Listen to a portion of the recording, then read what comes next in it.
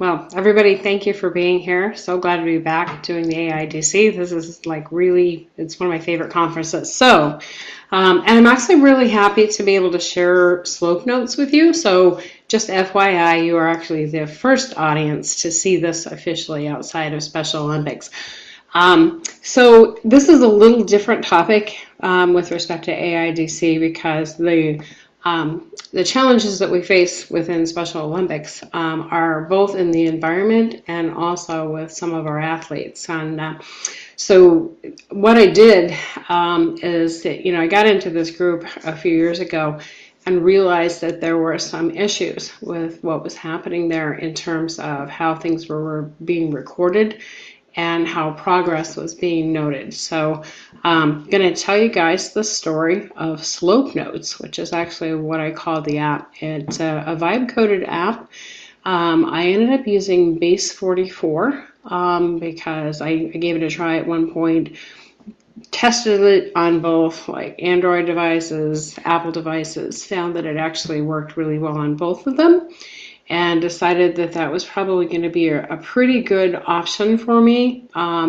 It's interesting because I can type in like my requirements, I can go back and forth with it, I can talk it through like issues. Like I've had some pretty big issues as I code, things that don't work right, but I'm able to do things like screenshot and give it descriptions, the same things that I would normally do, when I'm working with UX projects, and describe things in such a fashion that I am putting together a UX project and tell it, like what's going wrong and how I want it to act correctly, and it'll go back through and fix things. So I'm not really a programmer. I have done some programming in the past, but these days I don't know if a person has to have that skill set. But this turned out to be kind of a labor of love. So anyway, I'm happy to share it with you. This is our Special Olympics team called the Shooting Stars, Neshoba Shooting Stars, and they're from Groton, Massachusetts. And everybody in the world knows I love dogs. I have to say, I think I love this team almost as much as I love my dogs because they're pretty amazing people. If you think you're having a bad day, these people will lift you right up, I guarantee it. So why I built Slope Notes. So in the summer of 2024, I joined the Neshoba Shooting Stars group. I was out riding my bike one day in Pepperell, Massachusetts, and I stopped for a water stop, and a whole group of the Special Olympians who were out riding had stopped as well. They, were just kind of gathering and getting their water and whatnot. And DJ, who I would say is probably early 40s, approached me and asked me if I liked his haircut. I did. Then he had to tell me about getting his haircut that morning. Then he asked me next if I skied. And I said, well, a little. I'm not great. He said, well, would you like to join our team as a coach? And I said, well, I think that'd be pretty cool. I said, except I have a guy at home who is a absolutely masterful skier and a great coach. And I said, so can I bring him along? So that was kind of the beginning of how my husband and I ended up becoming coaches for this particular Special Olympics team. And I actually coach on the bike riding segment of this as well. And so they have a state games for bike riding. For the Winter Olympics, we have state games, but we also go to world games. And we've sent a couple of our folks to Turin, Italy. And so it's pretty cool to see like what these folks can do, especially when they have good coaching.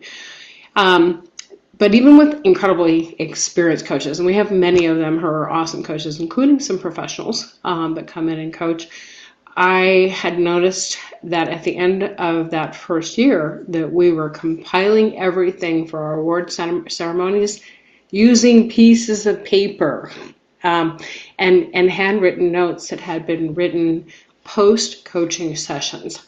So I say, this is what happens when the trainer comes into the room. So like a bar joke, right? This is what happens when the trainer comes in. And I'll tell you, I decided it was worth my time and effort to figure out whether I could come up with a solution to this. So I know this from having worked with people for 20 years, that when people understand what their progress is and they understand why they're doing something, and when it's documented and shared to them, for their own reflection that people get better. This is just something I know. Don't ask me how I know it. I see it all the time. So the slope side documentation observations really became more of a motivation for these folks than anything. It was really cool to see. I have some photos in here from our groups. This is one of our Special Olympics athletes getting her medal from one of our local staties. So pretty cool stuff. When you see these people get their awards, it's just amazing to see how much pride they have when they have been awarded something for the effort that they put in. So accessibility. This conference is one of the most amazing conferences ever, and I would never pretend to know the kinds of things that people in this group know, because there are so many of the speakers in here who really understand what accessibility means for those with disabilities. And I understand it, and I've worked with it in my job. I've had to go through and ensure that things are accessible. I'm certainly no expert in it, but I will say that what I'm also starting to understand, and I've worked in the past with para-athletes, and this has been probably about 15 years ago. I worked with para-athletes. I also worked with the Boston Marathon, and I used to coach a blind runner. And then I got into Special Olympics. What I understand is that accessibility looks different in every case, right? And a lot of times we talk about things that are like captions and screen readers and the types of technical solutions that we offer to people so that things are accessible to them. It might translate to accessible PDFs, color contrasts that work for people, even people like me. I actually have some issues with colors myself. And WCAG compliance, 508.gov compliance, things like that. Those are the kinds of things that we typically focus on. I would say that this group is a little different than that, because I think we all really care about who our user is, and we care about whether or not what we're doing helps them. So we're not just into that technical detail part. We're really into helping people learn and get better. So, but I'm asking the question here: what if accessibility means something different? What if that accessibility means that we are able to use our tool sets in tough environments? And so I would say, me personally, that I probably worked in some of the toughest environments, some of the toughest operational environments anybody could ever imagine, to be honest with you. Out in the middle of muddy fields with robots, in robotic structures in the middle of manufacturing areas, with people who are required to wear a lot of safety gear, people who are required to use cold gear. So, this is not new to me, and maybe that's why this resonated with me. We saw what was happening with people scribbling paper notes, maybe, if we were lucky, on the slopes, most of the time post-coaching and all from memory. So coaching on the slope is definitely not like being in a classroom. Volunteer coaches manage a lot of things. They manage the safety for the athlete, they manage movement, they manage really cold weather sometimes, a lot of gear, and the athlete needs. And so the athlete needs in Special Olympics are definitely different from traditional athlete needs. Note-taking doesn't work. So this is why I thought, let me see what we can do here for the coaches to be able to work with these special athletes. So these guys are wearing gloves, they're managing ski gear, sometimes they're managing gear for the athletes.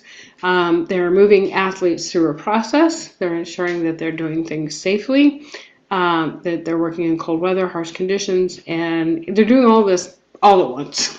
So to say it's pretty chaotic is definitely a thing. One thing that I did when I first got into this too is I actually worked with some folks who had some behavior issues as well. And so, there's some other things that creep into this that need to be considered. So, like I said, my role, or what happens when the trainer enters the room, is I brought my professional background to it. And I thought, you know what, like, how can I help? How can I fix this? I mean, I've got a background in instructional design. I've done performance support for organizations. I have done a little bit of UX design in the past. I've been a Scrum master. I've worked on teams that have, put out full products. And we've gone through the whole iterations in the Scrum process. Worked in software design, software product development, worked in documentations for software. So I thought, okay, what can I bring to this? And in my personal life, I've been a runner. I run the Boston Marathon. I used to work with Dave McGilvery, the race director for the Boston Marathon, and we worked with para-athletes there as well. At the present time, I'm a Special Olympics ski coach, Special Olympics bike coach, But for, I don't know, probably 20 years or so, I've worked with athletes and oftentimes athletes with disabilities in the para space.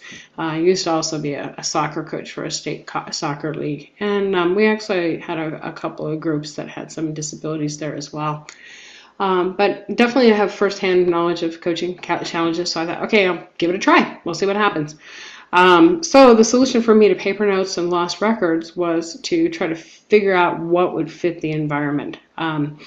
Just really looking at what people were doing, how they were using things. Discovered that most people actually had a device when they were on the slopes. Started finding out what they had. Did they have Apples? Did they have, Androids? And trying to figure out what would fit the need. First of all, to try to figure out what we had. Okay, that's the assessment part of this. Threw some photos up here too. So this is a photo from the Turin Games. And Tyler Lagasse is one of the folks that is part of our group for the Shooting Stars. And he's taken a bronze, actually, at Turin, Italy. And so that's him with his coach. And all of these photos were taken by a wonderful woman named Kate Green, whose sister is also one of our athletes. So, introducing my concept for slope notes. The purpose was to help those volunteer coaches, and they're all volunteers. We have one professional, and I don't even think he gets paid. I mean, like, he's an Olympics coach. But we wanted them to be able to capture meaningful observations quickly and consistently on the hill without removing their gloves and losing focus on the athletes. We don't want somebody like heads down if some athlete needs help or if they're in a risky position. So as I thought this through, it was obvious to me that probably the ultimate way to get notes into these files was with voice notes or photo capture. So I tried to build this so that it was as easy to use as possible. So we have a 6-point assessment that we tend to do with each athlete every time they hit the slope. And so I created those as checkboxes, just thumb, thumb, thumb, thumb, thumb, so that someone could go through and just check those boxes really quickly. And if they needed to add extensive notes, they could just hit the voice button, speak, and then you see the translation, and then it would convert to written text. And so, these are the things that I told the vibe coding app to do. And told them where to place everything and how I wanted it to go as far as the flow. And I was able to pull it together. So, additionally, I wanted to be able to get video capture from their phones, upload those files if we needed to with real-time updates. And so the thing with Base 44, and I have it hosted there right now. I can host it on another site. For the moment, Base 44 works for us because it syncs really quickly. The notes can be available to the coach maybe even an hour later, when the next coach steps in and takes over, so they can see the history, which just makes for so much more consistency between coaches that we didn't have before, because someone would walk in the past and they had no idea what this athlete might have been working on, like what their goals were. So, we really wanted to get the progress history down. And the other part of this, too, is we're talking about a very special population. So this needs to be a secure app, right? So I struggled a little bit at the beginning with the folks that run the group because they're not super tech savvy. And they kept saying, can you do this so there's no login? I'm like, yeah, but that kind of leaves things open for anybody to be able to get in, which made me uncomfortable because part of what I did is I built out the interface was to put notes in there to say, hey, do not enter anything that's personally identifiable here. We don't want any PHI in there. We don't want anything that's, addresses, personal information, personal health information, nothing more than what someone would know if they were part of the group publicly. So that became part of my goal as well. So, this effectively became the requirements that we built for building this app. And so my spouse actually helped me come up with all this as well as the two leaders that run this group. And it was just kind of a back and forth. We did a lot of sharing and a lot of testing of this before we rolled it out for like a beta with the coaches. Once we rolled it out for a beta, then other teams started finding out about it, which was kind of cool too. That's part of my story. But we did some pretty cool things. So we really focused on designing for the cold environment, gloves, equipment, divided attention, getting things down simple, fast, click, click, click, click, click, where you don't have to write a lot of things. and with moving athletes and voice input being a primary way to get things in. So to me, in my mind, it was not just gathering requirements, but it was also designing and trying to figure out how we could design for the environment that we were in, which I've done in the past with organizations that had lots of money where, we could design things to be, used on the fly in operational environments. This was not that case. So the simple fact that we could do this using a really cool tool like Base 44, which, I think has a starting membership of $20, pretty cool stuff. So this is just kind of my theory of, of how this works, is that, accessibility isn't just about removing the digital barriers, okay? It's about looking at the cognitive, physical, and the environmental barriers. And I think that, we always think about that, right? But I don't know if we really think about it as kind of our guiding, the guiding requirement, which really in this case, it was twofold. I have people who have disabilities, but I also have the helpers that are there to work with them, and then special circumstances. So we went from traditional accessibility to hopefully what I would hope is inclusive design. It might be different from what you guys might consider inclusive design, but in my mindset, we tried to be inclusive so that we could get everybody in on this. Every athlete, every parent, they all have some level of access to this so that they can see the app, so that they can get their information and they can track themselves. So that was part of what we tried to do, is to make sure that not only was it intuitive for the folks who were doing the coaching, but intuitive for the athletes so they could go find their own results as well. So then from inclusive design, we're looking at context-aware design, context being like the situation that we were using it in, and then going from context-aware to really, truly performance support. And that was actually, I think, probably the biggest surprise for me, honestly, was to see that we were a performance support app after we were rolled out. And that was because we started to see, and these people are amazing, by the way, what I realized is that once they knew where they stood, they wanted to improve. And they would actively ask to see their results, to know what their times were, to know what their skills were, to say, what do I need to work on next? What kind of a goal am I going to set for myself? And so, just kind of voluntarily, this is a population that I work with. They really want to improve. And part of that is getting to the point where they just start figuring out themselves where they're benchmarking, which is really cool. So, we basically we supported coaches and the athletes. So for the coaches, it's quick one-touch kinds of things. At the very top of all of our app, we had emergency contacts as single dial, by the way, like touch dial kind of thing, so that if someone needed help really quickly, they could do that. We kept the documentation consistent. The shared observations across the app for all of the coaches was there because it's hosted in the cloud.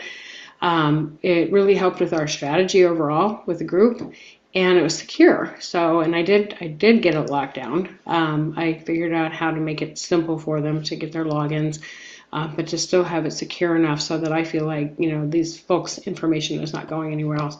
For athletes, we tried to give them clear goals. Visual progress is what they loved seeing, like when we put pictures up or video files.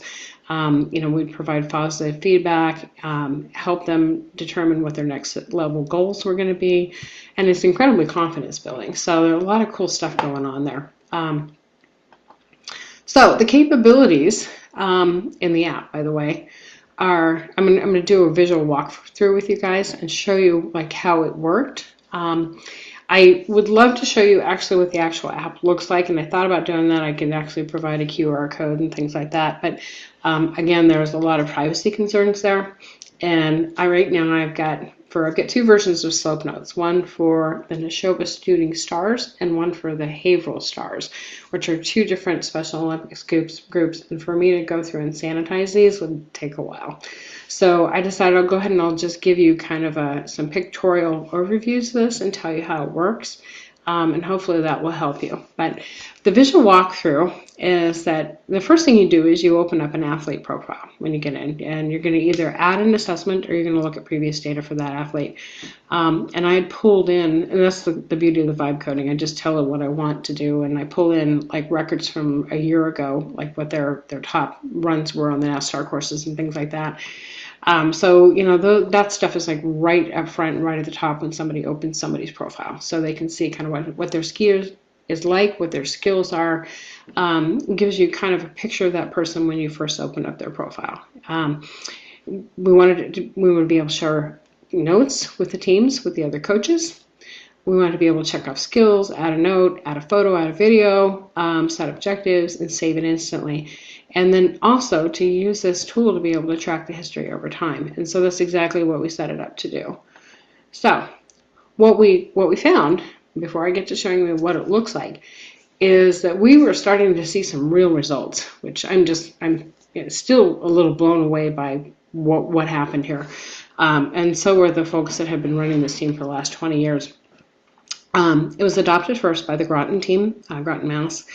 And then the Haverhill Special Olympics team found out about it because they show up at a lot of the same mountains that we do. They show up at a lot of the same events. And the coaches started seeing people with their phones and seeing us, you know, tracking progress.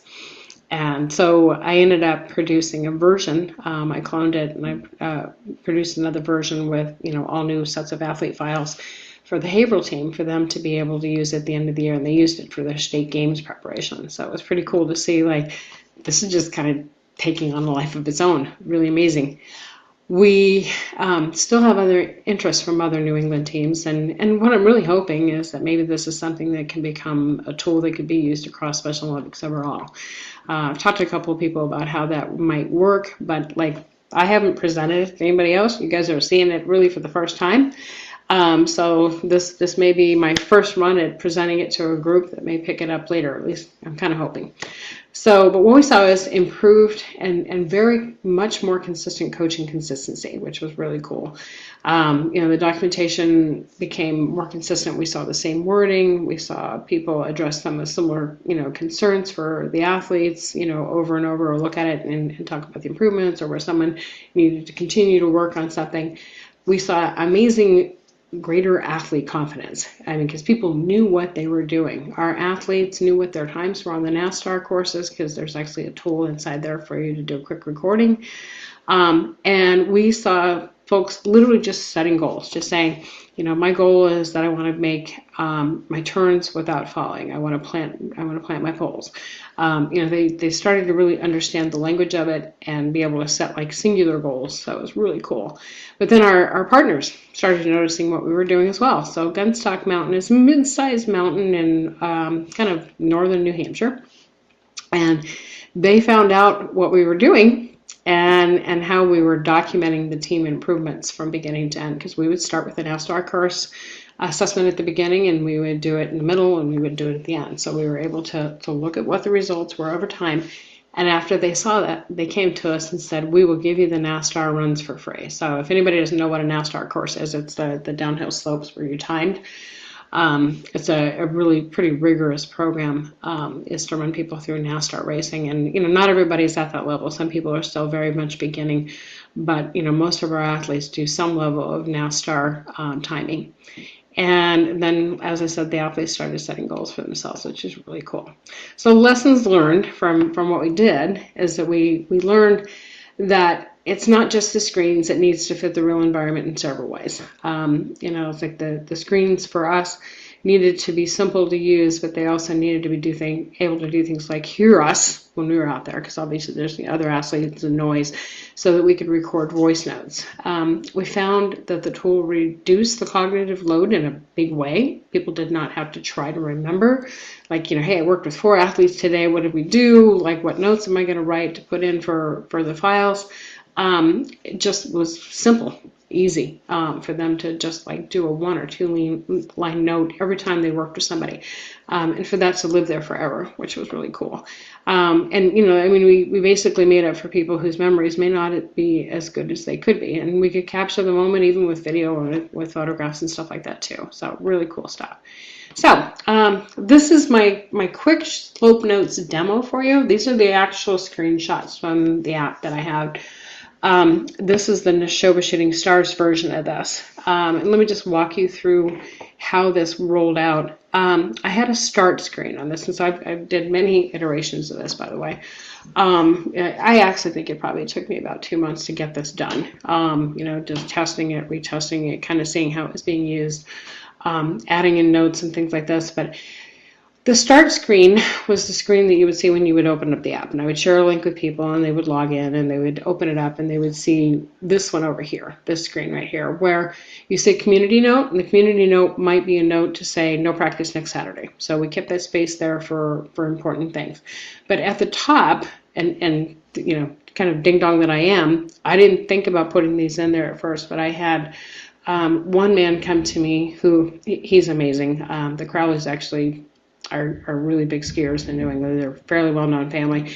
And Charlie came to me and he said, could you please think about putting the emergency contacts like front and center? And I'm like, why didn't I think of that before? I'm the trainer. I should know better. But, so we ended up with a situation where we put those contacts up front and center. So that's the first thing that anybody saw when they got into the app, which is great. And I set it up so that you could just do that one-click dial. This right here with the little phone and the phone number dials Judy directly. And she's one of the coaches.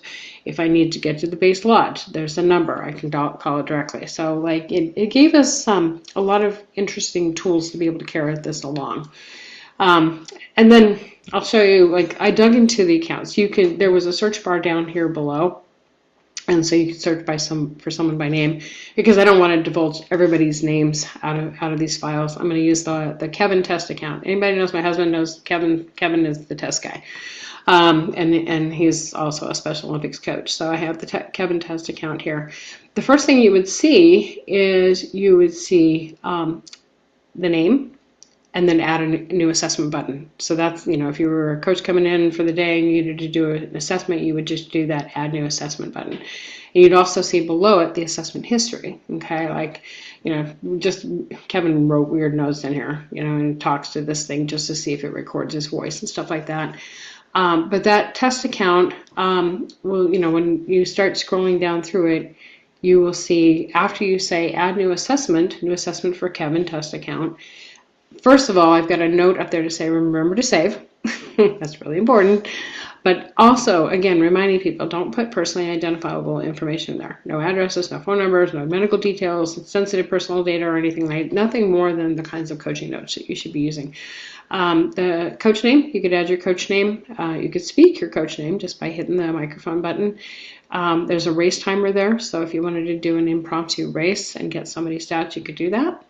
Going down the screen, here's my skill assessment buttons, which are single clicks. So enter start gate without assistance, moves on start command, turns on a wedge, uses pole plants between turns. These are the kinds that things we were assessing each time.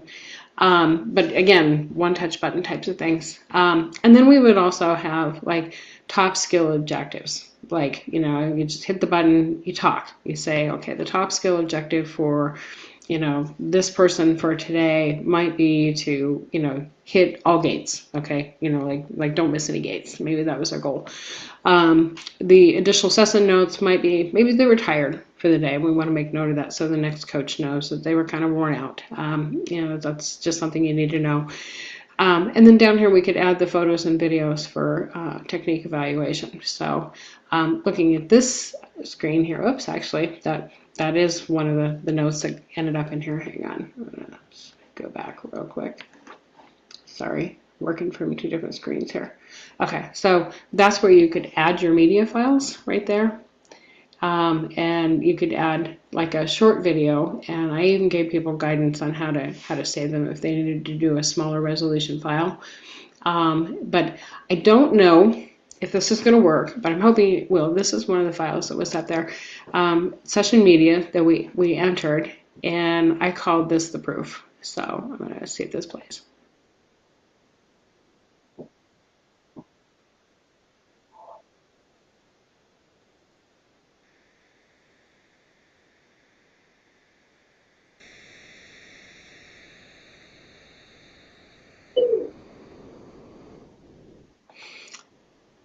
Hang on, let me get back here. Get back and go to the next screen. So that coach is my husband, Kevin Norum. He is just the most enthusiastic ski coach you'll ever meet in the world. He has pictures on almost every file with every athlete that he's worked with. It'll be selfies that they take on the lift and things like that and other goofy things. But the first time I saw that, I cried. Because it's, that is just absolutely the proof right there. The athlete can see how they're doing. The parents can see how they're doing. The other coaches can see how they're doing. And so, I think that's probably the real value. But there's so much opportunity here for this type of thinking, I think, in other spaces too, where you have other really challenging environments. Places where you can apply this type of thinking and think of accessibility in more than just one way. More than just your client, but also the person who serves them in healthcare. And trust me, you guys probably all know this. I've done some really fascinating healthcare things in my life where, I've had to roll out some unique training scenarios because of like heart transplant, that kind of stuff. I know there's at least one person in this group who has talked about doing some apps for working in the mental health space. And if you're out there, girl, think about this. This might be something you need to think about next. But this is the kind of things I think we should all be thinking about, and we can apply in so many situations. So if we think about what environments make traditional learning tools fail, like how can we make the situations better so that they don't fail us? How can we provide performance support like on the job at the time, and in a way that improves performance without like falling down because it's the environment is tough. So. Anyway, so at the end, like for me, the key takeaways here is that accessible design, and I love the field. I'm not a specialist in it, but it's a very contextual thing. Real environments create real barriers in so many ways. It's not just our computers, it's not just our technology, it's not just someone's abilities. It can be so many things that come into play here. But when we really think about that in terms of our requirements, I think that we can build better products. And I really do believe that tools support learners and facilitators, and that again, better documentation leads to increased learning. I think that's true for anybody who's interested in improving. If you can see what your results are, and it's documented well, it gives you a way to understand why you're doing what you're doing and how you can do it better. So anyway, I threw my linked up in profile up here as a basically scan code, and been tinkering myself with some little kind of promo things for Slope Notes about some of its features. But I would love to answer questions, and I'm going to take a look at the questions because I kept seeing them fly in, but I wasn't able to grab them. And just tell you a little bit about Neshoba Shooting Stars really quick too. They're a Special Olympics Massachusetts alpine skiing and snowboarding team led by two coaches who are probably both 70, seriously. Bob and Judy Russell, the coolest people in the world. The athletes range from 8 to 35. I'm going to say they're a little older than that now. I think we've got some that are probably in their 40s. And they train weekly. And like this is 3 times a week, actually, at Neshoba Valley Ski Mountain, Wachusett Mountain, and Gunstock Mountain. And they are all dedicated by buddies that go out with them and volunteers. So anybody has any interest in doing this, it's well worth thinking about. So let me jump in and see if I can figure out what I've got for questions here. Actually, I might I got some questions for you, Toddi. All right. I'm how much experience did you have like building stuff like this? Like I know you use Base 44. Yep. So I guess it would kind of be considered vibe coding since it's Yep. that type of a thing, but had you done this kind of work in the past, or could you compare it to something else that Yeah. you know? Well, as an instructional designer, we all build things, right? I think that's something that kind of comes along with the territory. Years and years ago, I learned to code before we ever had, macromedia tools to build websites. And so I started doing, coding a long time ago, and then I went and forgot.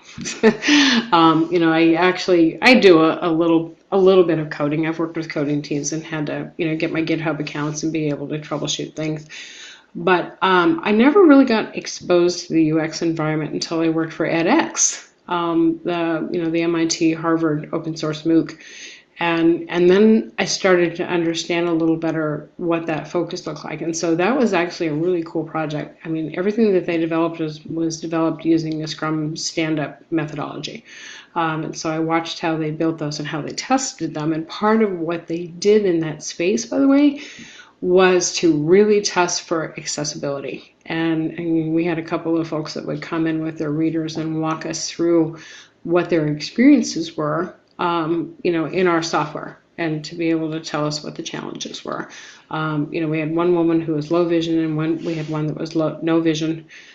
So we've definitely been exposed to a number of these concepts over the years, enough to probably be dangerous and be able to use some of the right terminologies and maybe the wrong terminologies. But yeah, I mean, I have a passion for it. I never got a degree in UX design, but certainly something I would think about. All right. So, I mean, what do you think? Can you compare it to anything that say like, like an intermediate instructional designer might be like working with Rise or something? I mean, how much technical um, knowledge did you really need to have to be able to pull this off? I think if you have a basic understanding of what a screen looks like what parts of your screen exist, and like, things like radio buttons, terminologies, radio buttons, and, placement and fonts, and, like where you want something to land on a page.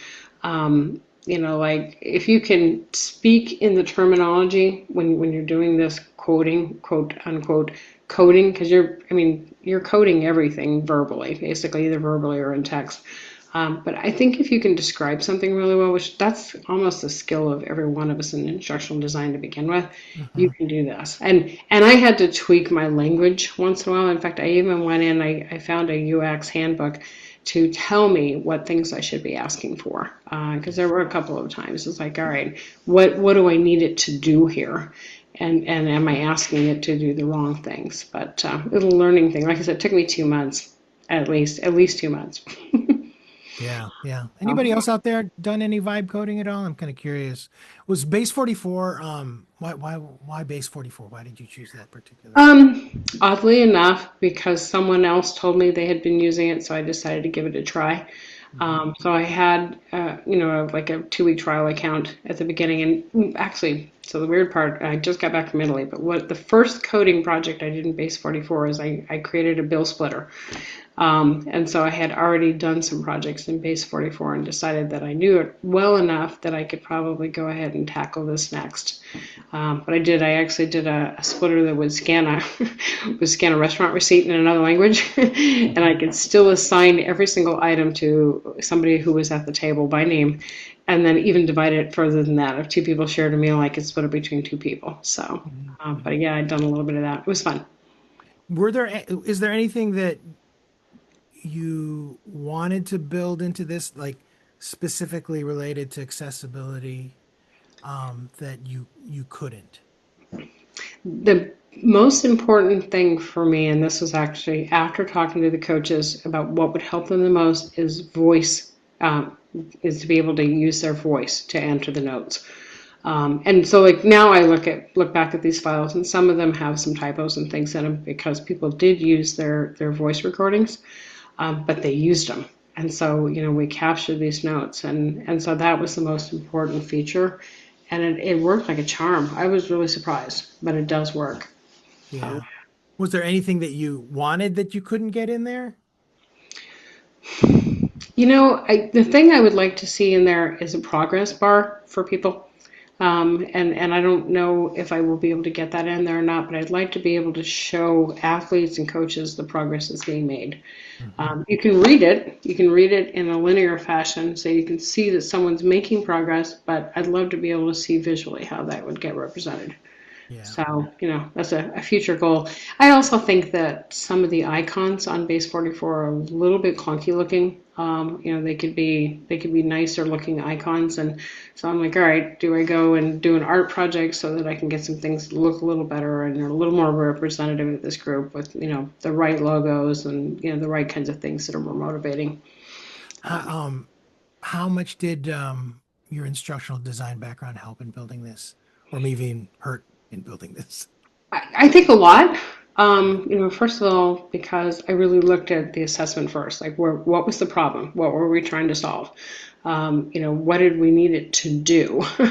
When we do training, we do the assessment. We say, what do we need the employee to do, right? Well, in this case, it was what do we need the app to do? What did Mhm. we need that output to look like? And the big things really were truly being able to record notes on the fly and to be able to retain those and make those available to the next person. Right. And for those to be kind of like a long-term set of notes that, we can benchmark even for next year. And I actually already have everybody's end NASCAR runs for this last year that will go in for, it's a benchmark for the beginning of next year. Uh, But yeah, it's been really cool. It's just, it's a work in progress for sure. And I can see myself never being finished and never being able to give up the base 44 membership. Maybe never. Although you can take the code, you can download the code and you can port it over to another site. I don't know how much cheaper or how much more expensive it would be to do that. Essentially, you're getting in and you may be locating your code in a repository somewhere. And you can do that on app. You can actually sell these too, by the way. If you want to sell an app, you can go in, you can set up a coder account for Apple or for Android and set it up and put it out there for somebody else to use. I have not yet figured out how I would make that generic enough so that someone would have athlete profile and then be able to enter the information. Because I think for me, I uploaded files. Like I had full files of people's names, so I was able to create it kind of, instantly that way. I don't know how I would do it if I rolled out an app and made it available for somebody else. So I right. haven't had that thought process like I should. I think it really is fascinating, sort of the performance support piece of it. Like when I looked at it, I could see how strong it could be with that goal in mind. I like that Cindy or Cynthia. Oops, Cindy. Should we be calling Cindy Cynthia now? This is great and would be useful on a frontline environment like the manufacturing floor in my organization. Yeah, I Yeah, could. definitely. Yeah, that was my thought too as I looked at it because, I don't know how many times I've worked out in the middle of a field somewhere, literally, or in the middle of noisy machinery or a place where, there was no way to have a laptop. So, Yeah, yeah. And Marnie mentioned, I love this take on accessibility, taking the whole situation into consideration. Well done. It definitely counts as inclusive design. yeah, thank you. I would love feedback from anybody who wants to give me feedback on this too. Like, reach out to me on LinkedIn or whatever. I would love to take this a little further because I think that there is a potential for this within Special Olympics and maybe even other organizations. Like I said, I actually have talked to some folks who have developed apps for sports, but not necessarily for sports where you have, Special Olympians or para athletes. So it's a little different. Yeah, and it looks like on Base 44 there's a free plan that you can just Hmm. build. Yep, yep. Yeah, And there's a builder's plan. And then I did find that I had to increase my membership. Like I said, I may be, from now until doomsday paying membership for Base 44 to keep this going. yeah, It'll be my contribution to the Special Olympics teams. So, but all good. very nice. Yeah, I know like even at my work, I mean everybody is vibe coding and building web apps. I'm pretty much the only one that hasn't really jumped into it yet, but yeah, there are all these things that everyone is making and trying to make their jobs easier. So it does feel like getting familiar with these types of platforms is a good idea. It's fun. It's kind of addictive too. Yeah. You can ask my husband at 2 a.m. He's like, okay, go to bed now. Yeah, I can imagine. But yeah, cool stuff. So Yeah. All right. Well, thank you so much, Toddy. Really appreciate you sharing with us. It looks fascinating. I guess I kind of want to see like how are you going to are you going to share updates or I how? will definitely, and Yeah. that's why I would love to have feedback too. It's like I have talked to the coaches a few times about going to the state level organizers to present to them. It's just that, I need to really kind of get my act together so that they understand, number one, what it can do for them and why they would get into this. But the other part of it too is to be able to see, how it got developed because none of these people are trainers. It's like Right. again, I said it's this is the hazard when the trainer enters the room, right? It's like, well, we can't do this unless we benchmark beginning and end. Mhm. I mean, that just seems obvious. And, that they're not thinking that way. They're just running these organizations and, they want to get kids on skis and they're not kids. A lot of them, they're adults.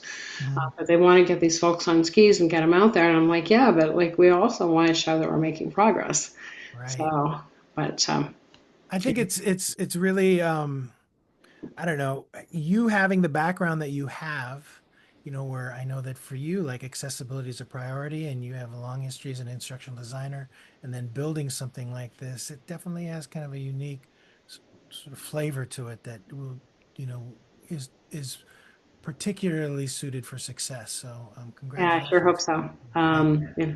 If I could find the right partner even in this, it would be kind of nice to move it forward and see if we can't get it out there to other, either Special Olympics groups or para athletes. Yeah, I worked with para athletes for quite a few years before I even ever thought of doing anything like this. So, Mhm. Yeah. Very nice. but All right, well, I'm going to go ahead and wrap it up. Toddy, thank you so much for thank taking the you. time out today to share with us. Thanks everybody for being here. Don't forget tomorrow we have another full day, no rescheduling tomorrow, but three sessions, eight from 8 a.m. The block at 8 a.m., a block at 10, and a block at 12, all Pacific time. But yeah, tomorrow we'll be talking about Rise, about Canva. So hopefully we'll see you all tomorrow. All right, Nice. thanks again. Good seeing you, Toddy. All right, thank you. So good that you're back and AIDC is back. It's awesome. All right, Take take care. care.